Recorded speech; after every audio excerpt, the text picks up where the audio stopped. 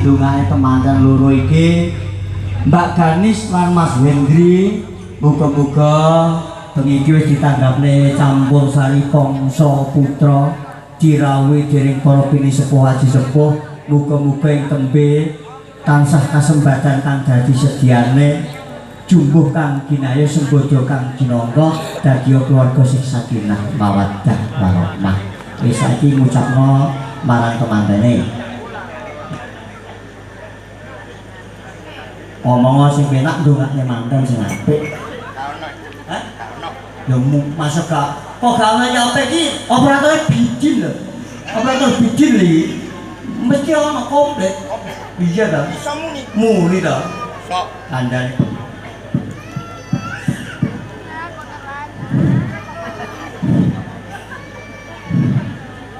Muni bidin ae.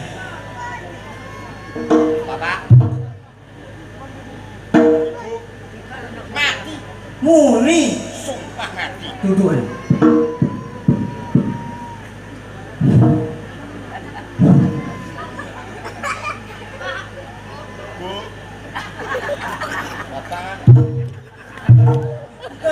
Muni oh iya Muni kanannya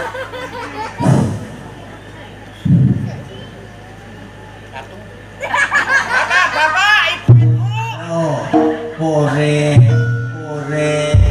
kowe iki nesuwane apa to? Nya, sing ora mikir.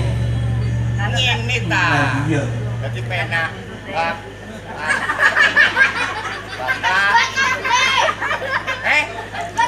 Nok kabele lho jare arek iku. Hah? Kan nok kabele. Lho, peres iki peres. Peres. Hah? Peres. Sing kabele? B. Lagi aku peres. Oh, ini dah.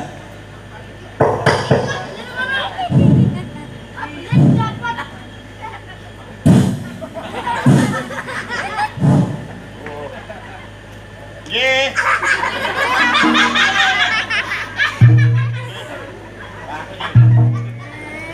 Oh, kowe kira usah gawe mic soal iki bengi iki awake dhewe di streaming karo Win Record.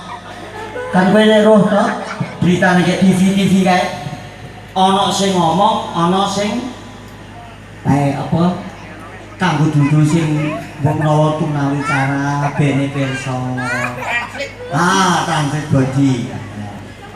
Saiki aku sing uluk salam, kowe sing transit body. Sugeng Galuh. Sugeng Galuh lha apa tutupi mripate? Ngene lho. Bengi awake dhewe iki matalas mak padang kapeten. Tutupono matamu kapeten. Sugeng Galuh. Sugeng Galuh. Musita. Ya. Sugeng Galuh. Bapak-bapak. Lha bapak-bapak kok ngene? Aku nyenane nyari. Heeh. Isor kono bapak-bapak adus saka isor lambine teles iku metu ngene. Mulai kadang naik kono. Bapak-bapak kadang meningin. Ibu-ibu. Lah apa ibu? Ibu-ibu lek kadang meningin itu. Oh, bapak-bapak ibu-ibu lek kadang meningin. Heeh. Coba lagi. Sugeng Galuh. Bapak-bapak, ibu-ibu, sedaya. Ngaturi pinara. Wah, kono barang sing sabar. Sing sabar tuh. Kanthi majikane penggalih. Majikane penggalih kok merdeka lho. Beni 10 November. Kapan Beni, Bang? 10 November hari pahlawan. Oh, lah 1 April, 1 April. Hah? Iku apa? Hari Kartini. Nek Jumat lagi. Bapakmu mati. Lah apa itu bapak-bapakku lho. Lah mesti ae ora kon Jumat lagi ora ono. Hari nyekar sedunia. Oh, hari nyekar sedunia. Saiki kok nek pancen anu.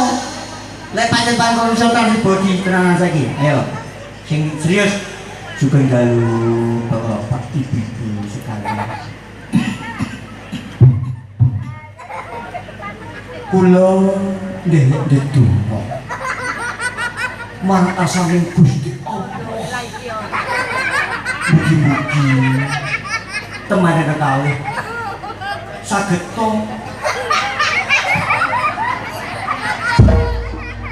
aku manten loro ngene-ngene iki lah. Manten loro kok ngene-ngene iki. Karepku mang tepuk tangan ngene kuwale. Saged to dados keluarga ingkang sakinah mawaddah warahmah.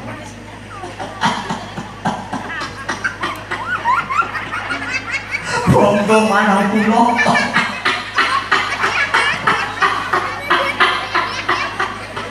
Dalu mriku. Beli Bali. Coba baca. Coba terus. Ada Bali. Coba baca dengan. Yang baris kon kok. Oh sing kalem.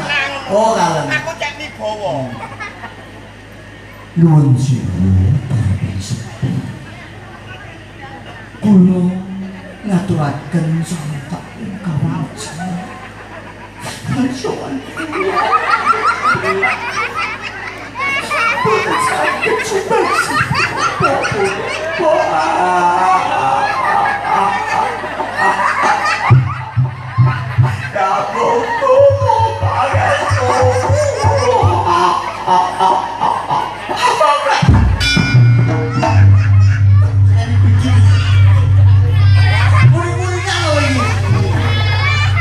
Wegah wae mulyane.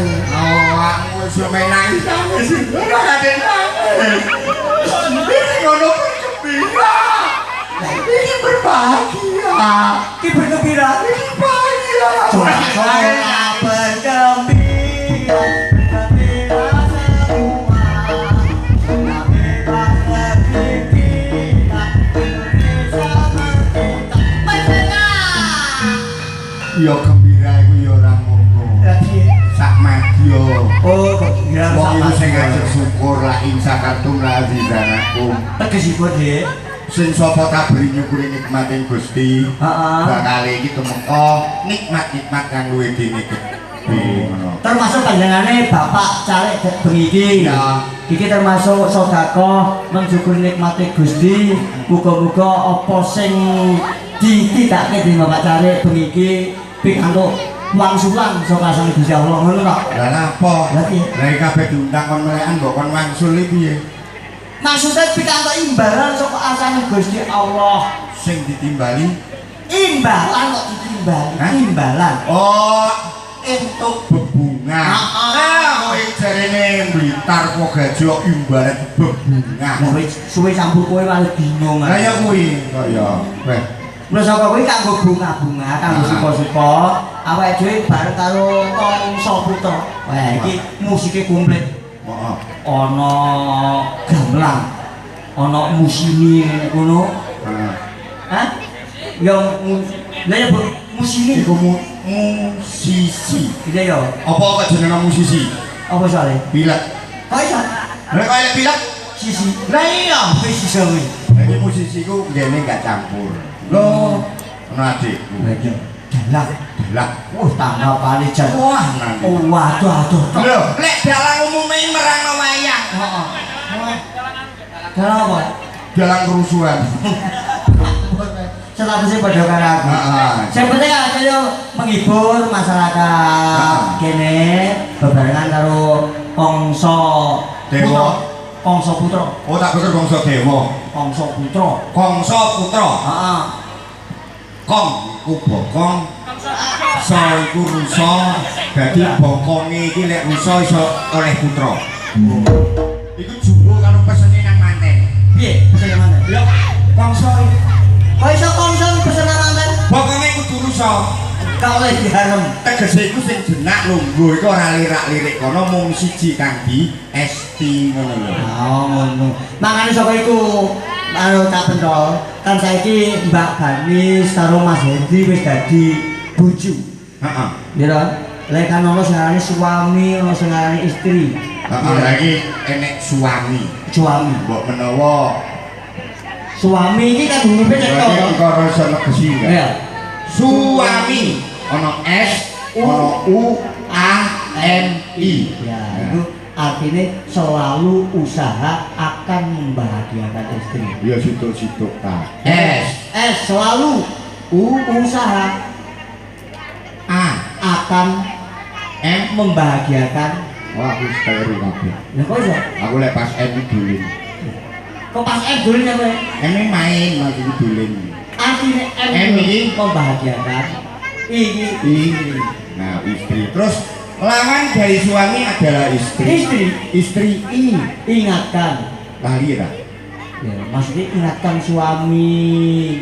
Oh, wayahe salat. Wayahe nyambut gawe. Nek cara kowe iki dulur-dulur ki wayahe mancing. Iya. I. Terus mari ngono T. Oh, S. Oh iya. Istri yo S. Ingatkan ya. Suami. Ingatkan suami. T. Selalu taat. Oh, taat. Heeh. Nggih. Terus R. Taat ibadah. Terus mari ngono I. Ini ibadah. Oh, taat ibadah. Ingatkan suami selalu taat rajin ibadah. Oh, kok pinter sekolah ini. Nah, ya enggak sekolah nol ya, pokoknya dari duit lho guys. Wah, ya ora ngono kabeh iki mesti nyetak kemene gocekan. Ya, anjen sokoku nek jarane wong tua-tua biyen, nek kepengin rumah tangga sejahtera kudu nglakoni molimo. Apa ae? Molimo ki mlumah, Aku. murep, kok atuh sing mlumpah karo murep iya. Kok atuh sing ngodot. Modot mlebu lah. Metu. Iya ora tempat. Iku lho tegese. Rumah tegese urip rumah tangga harus selalu terbuka. Kalau rahasia antara suami dan istri nanti kudu pamit kebutuhan apa kudu sarwa pitungan soalnya dadi bojo. Wah, pinter dadi landasane kejujuran. Murah. Awake dhewe bojo iki pinangka sandangane bojo. Nek wong lanang sandangane wong wedok, wong wedok sandangane wong lanang. Dadi bojo aja seneng ngumbar wadine pasangane. Tegese wong urip iki dadi tutup. Tertutup Nutupi barang sing ala ben ketok sing apik. ana. Pinter iki. Iya. Terus mari mlumah murep modal. Modot pikirane, modot nalari. Yen to biyen nalika isih bujang. Gitu, isih perawan si Joko, urip tergantung wong tuwek. Saiki kudu urip mandiri soalnya wis bebojoan. Oh, ngono. Mari modot Mlebu marang tunggu. Kowe ora kejak. Ya, ini. Aku biasanya kalau tak tol Sing muni kowe apa? Aku ora kejak. Aku dadi mlumah modal mlebu metu. Moli kok lakonono sing apik. Heeh, pancen yo ngono ku aku tau nglakoni iki dadi 8 kliwatan malih bubrah. Lah kok mau 8 apa? Lah ya apa mung kliru kabeh. Aku iki jejere mantu, mangan, melok, mara tuwa muring-muring mantuni. Ya. Kowe malah mau 8. Mangan melok mara tuwa. Aku kliwatan, critane ngene. Aku kliwatan nang jadi dindekanakno kidul iki 5 apa 8? 5. Mau 5. Heeh, aku keliru. Mau 8 ku mangko.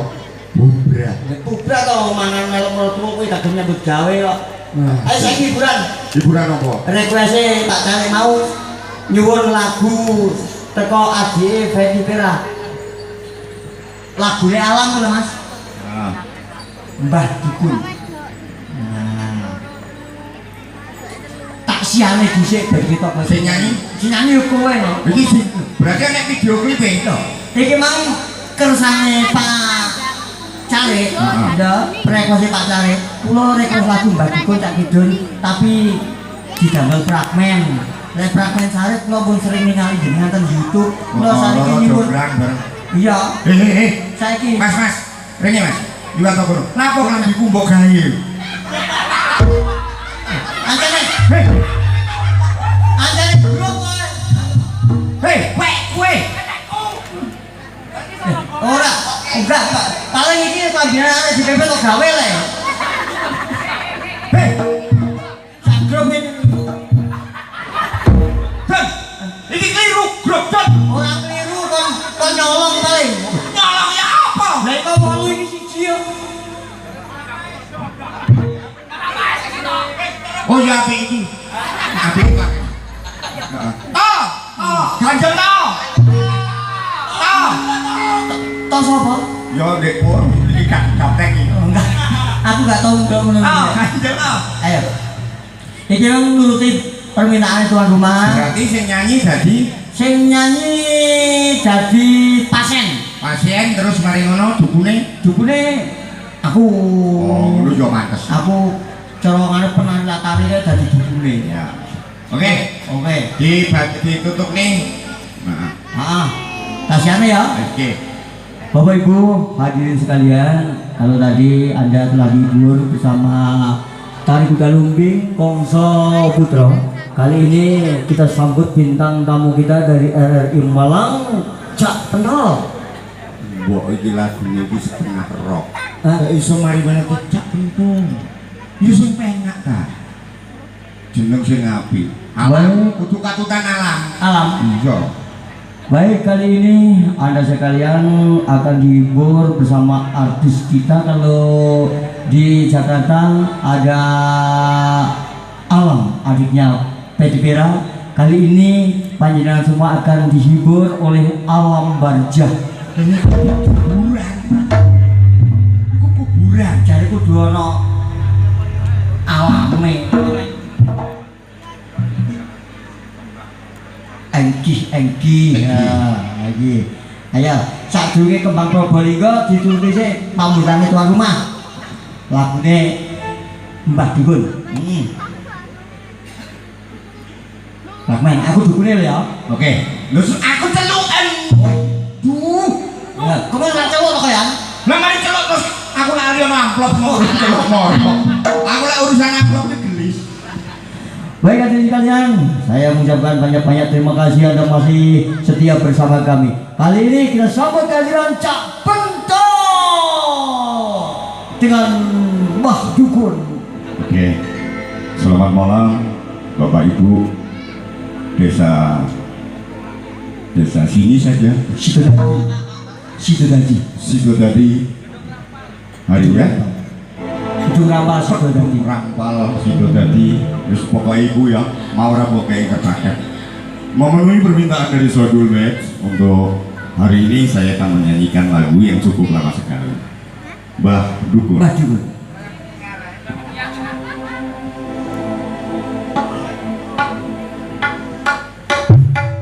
Aja dangdut sik. Roh tak. Kalau Ngono.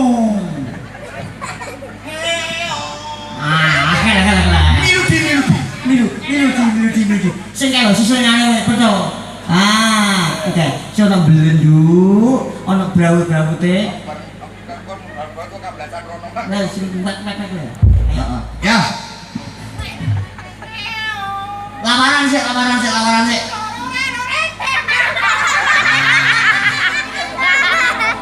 Hei, pikiran kok bisa kok. Ra.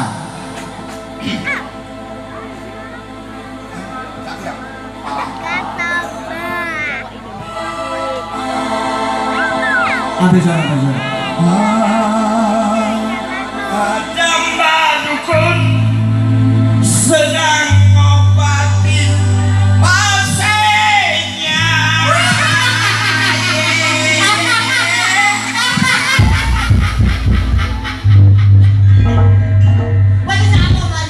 Nah kan kayak Pak Lampir. Dukun ya bayane nek. Ya kan ya kan. Ngono. Lho, dukun ya ngono. Kok tak kandhani kok nek dadi dukun ngono iki sarene kalong. Oh, kudu santai ya. Santai, salon salon sarene kayak foto. Duh, mana? Lah iki tau jenenge ekspresine kudu sing tenanan. Oke, tarik Kongso Putra. Ada Mbak Dukun sedang ngobati pasiennya.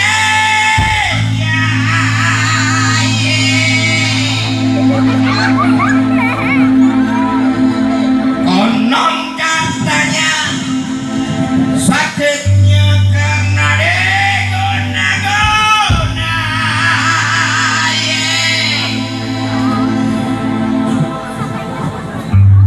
Sampai tomat kafe mulut madukun baca mantra dengan segelas air putih lalu pasien disebut.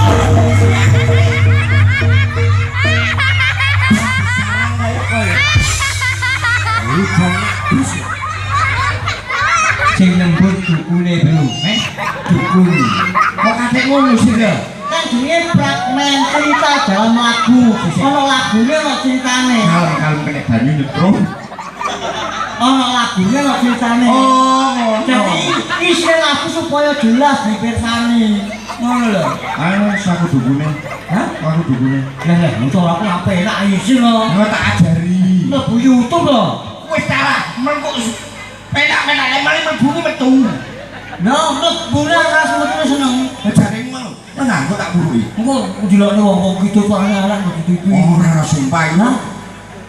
Kamu tuh akan mendapat sebuah apresiasi ketika bidang-bidang ini kamu bisa semuanya. Aku pantes ade penyanyi.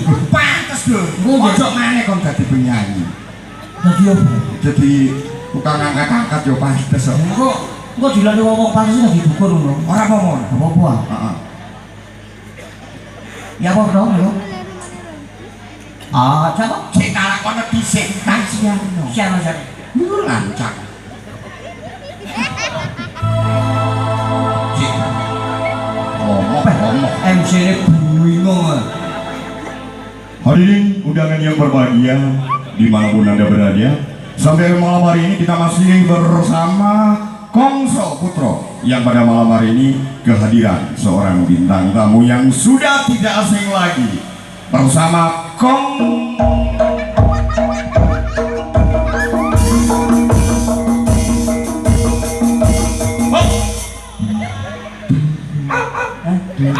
Saking semangatnya turun rek cek kowe kok ini cedera Aku nyeluk.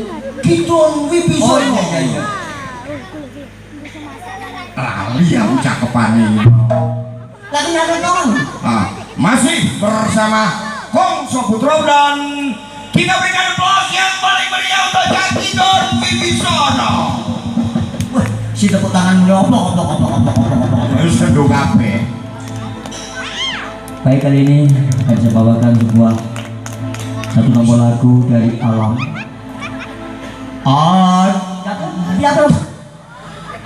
Ada Dukun Oh, iya. dijiwai Iya. pitch control. Ada Dukun. Ya cakap. Ada Dukun sedang ngobati Paimah.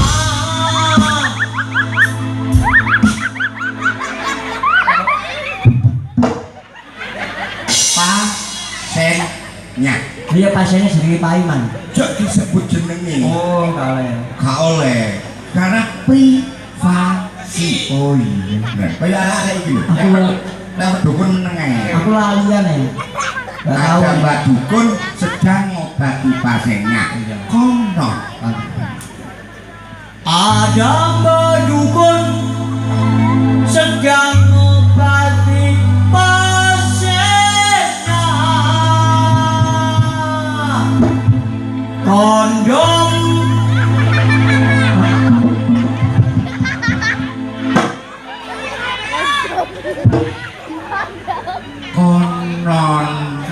Konon. Aku mulai apa? Kondom. Itu kayak wiri kae. Yo. Nomor apa kok cukup kok saiki? Gitu. Kok Konon. konon katanya. Konon katanya. Ya. Konon katanya. Lah, Kamu nak? ah, Konon katanya. pas nomak ya. Kau aku hafal loh. kontok wong akeh. Iki karo kluk-kluk. Nah, kok njaluk? Mas njaluk kluke. Mas jaluk kluwe Mas. Nah, wah itu kayak tenang. Ah, wis, kon sira. Wis, iki jane nang kene.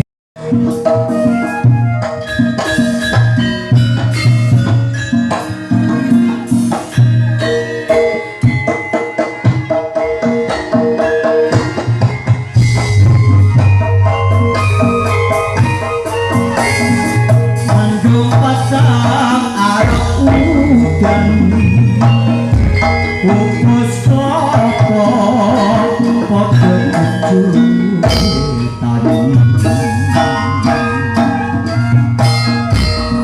Sumilae kukus romo Ambarengi tumuruning tresno Aku mong tansah enteni tumetese tresno tresno ati Wati engkel anakku ayo enggal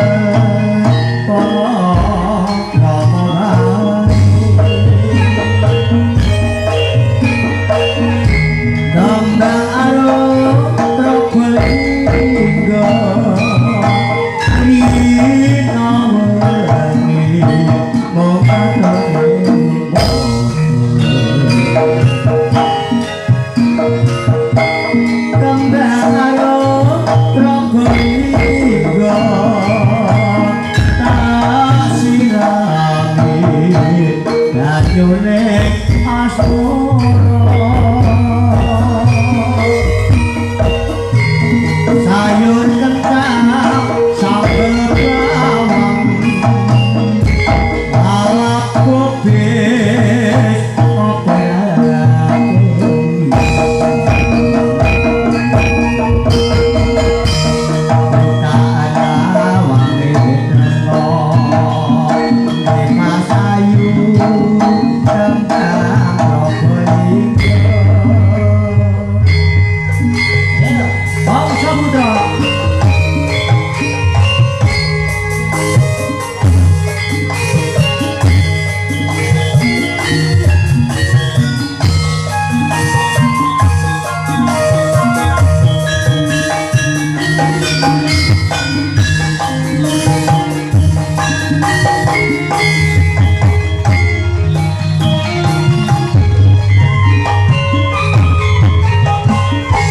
Manjung patah arep udan kukus klopo padha jejutan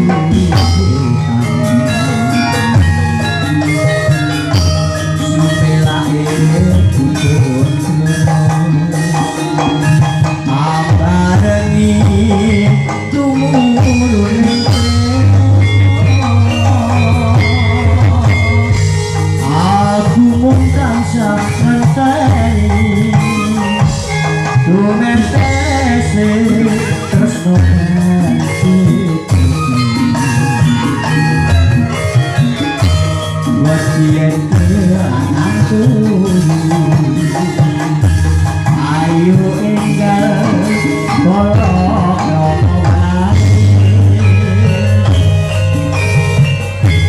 Rambang arep prokmenigo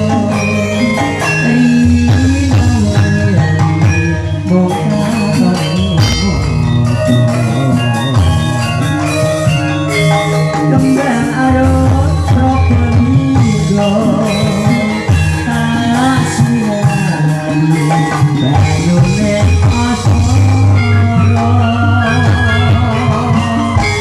Sayur kentang sambal bawang malah kubis mokorate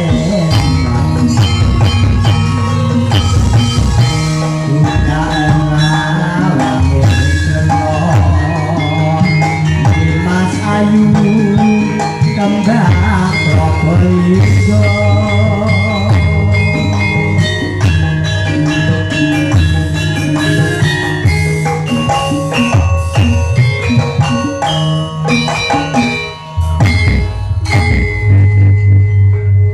Duduk. Bandung juga.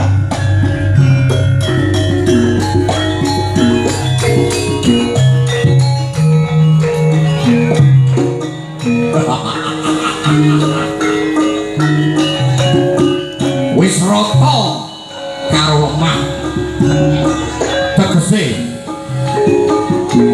dina iki saksedaning Prabu Kupala aku bakal ngoyak adike mbuh aneh ngendi jajal tak mlebu sajroning Taman Sari. Hei Jobrian ora menti kowe.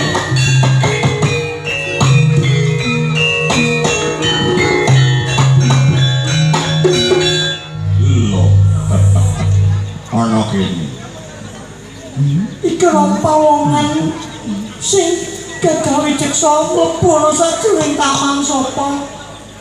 Jonggrang, Apa? waspadakno negaramu wis kukut merga pangamukku. Dina iki kowe kudu dadi boyo putri boyongan Jonggrang. Kok penak kowe dadi garwaku? Lah wong ambimu lebus kaya wedhus ora tau adus. Jonggrang, Apa? aja ado-ado kabelku cumpon. Lho ora teko. Aku gila karo kowe.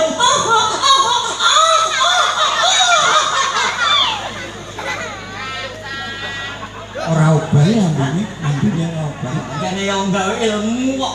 Jonggrang, Apa Bandung? gelem tak rabi ya wong ayu.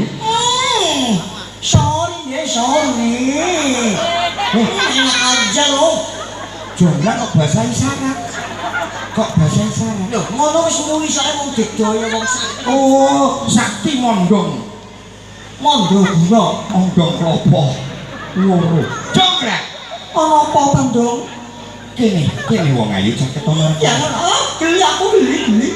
Jonggrang, kowe ayu-ayu kok kaya wong kreminen. Bukannya termini gatel gitu. Hah? Gatel. Hah? Kena kamu itu gatel. Hah? Hah? Sana. Kok dek kene suarane? Mulutmu.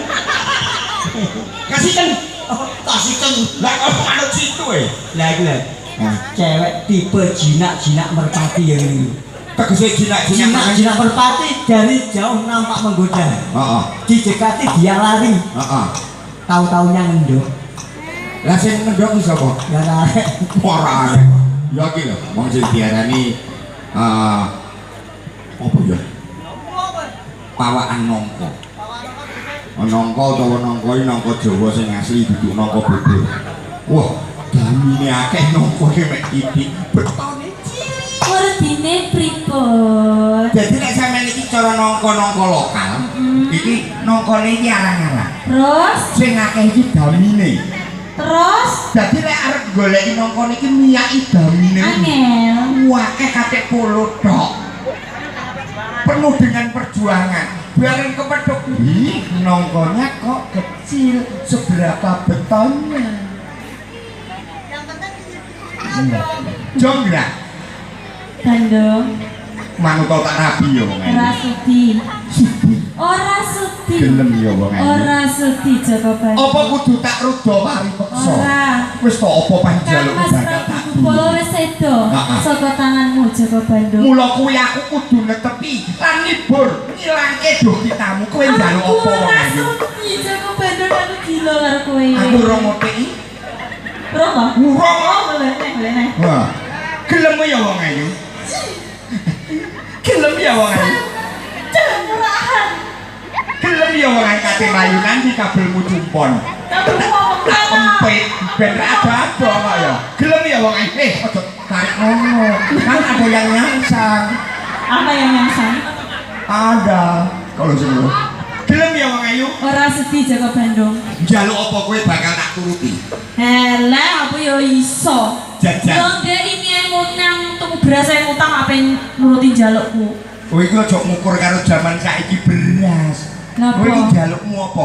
Gawe iki reca 1000. Nah, saiki ki Roro Jonggrang ki wis modern. Oke. Ora enek Roro Jonggrang jaluk candi nggih apa, ora payu didol ra enek nggih mangan. Kowe jaluk apa? Yakin iso? Yakin aku iso.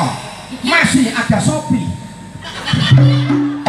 2022 Roro Ya. Jonggrang jaluke enggak candi. Apa jalukmu?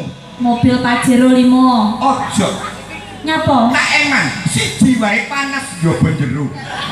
Padine ra mampu. Loh, Terus sapa gak mampu? aku gaekno omah tingkat Bandung. Ojo. Piye ta ki? Kowe lek munggah piye? Numpak lift. Ha, numpak iki sik bondo meneh.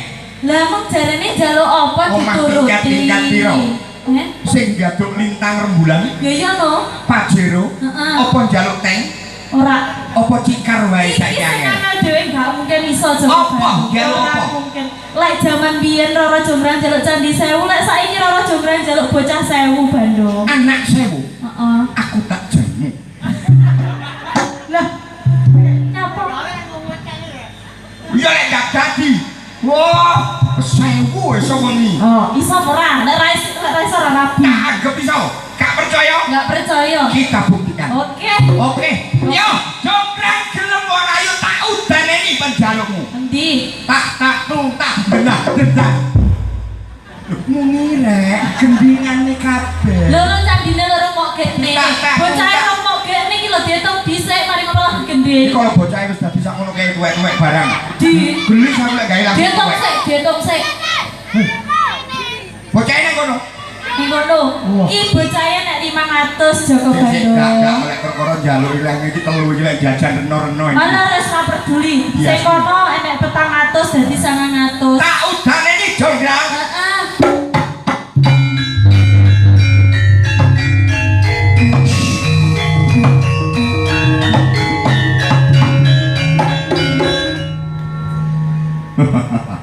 Tengklenguk kabeh padha ngenteni lagune.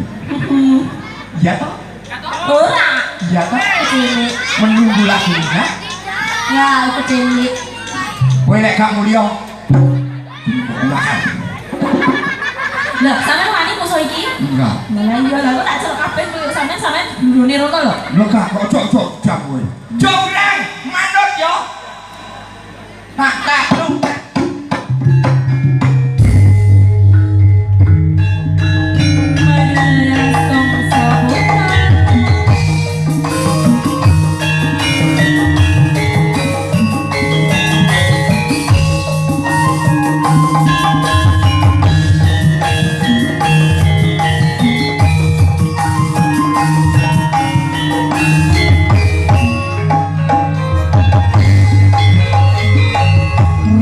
Jonggrang kowe pancen ayu tenan. Ora mokal aku nandang kasmaran. Waspadane prajuritmu kawan perang. Mula kowe dadi wanita moyokan.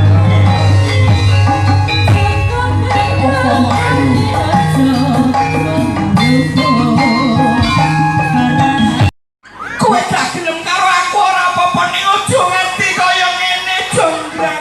Soal Jonggrang saiki dadi patung. Oh, Jonggrang. Jonggrange kono kae. Kowe iki patung biyen iki. Iki bena. Bena iki. Suaraku digawe yo. Manglandiku digawe arek. Saiki suaraku gawe to. Kenange kembaranmu bengi iki tenan. Jonggrang. Saya kok sosok. Yo, muga-muga wae ben pitune barang iki diceluk kedasiten ya. Piye tak kidul?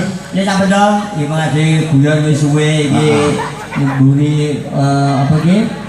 Para penari kuda lumping si akeh. Heeh. Mulai iki di pasare Mas Doni maneh. Nggih. Nggih Bapak Ibu, para pamirsa, para undangan, utamipun keluarga besar, Bapak Carik Siswandi, Bobriwon wonten kelapatan kula kan cak pentol kegujekan wonten langkung kula nyuwun saking samudra pangarsami lan matur supanuwun sanget Jadi menapa panjenengan sampun kersa ningali kula sak kadang ugi sangen kanca-kanca Kongso kongso.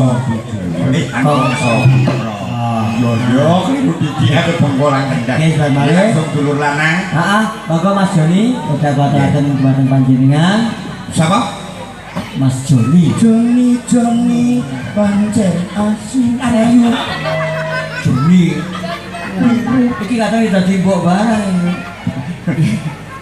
Mas Joni. Wetenge tambah. Bajan. Bekel nih. Bekel. Rumah saku pokoknya lek kalang ganteng yang mesti ngono kuwi ngelok-ngelok ke. Ya kalah ganteng. Jonggrang tuku saya jonggrang. Jograngnya wis entek apa jograng ae. Iki mana Mas Joni? Nggih Mas Kidul matur suwun. Nggih kula pamit. Nggih. Kagengke swasana dulur lanang saka Malang TV Mas Kidul ugi saking RRI Malang nggih Cak Pentol sampun kagengke swasana ing dalu punika sesarengan kalian Madulara Campursari Raga Kongso nggih Mas Pentol matur suwun. Lek teng Batu Pinara. Wale to. Nggih. Matur suwun ke Bapak Soibu Kadang Sutrisno Bel semoga sami-sami tabersari kebiar tori kuda lumbing sesarengan Rogo Kongso Putro.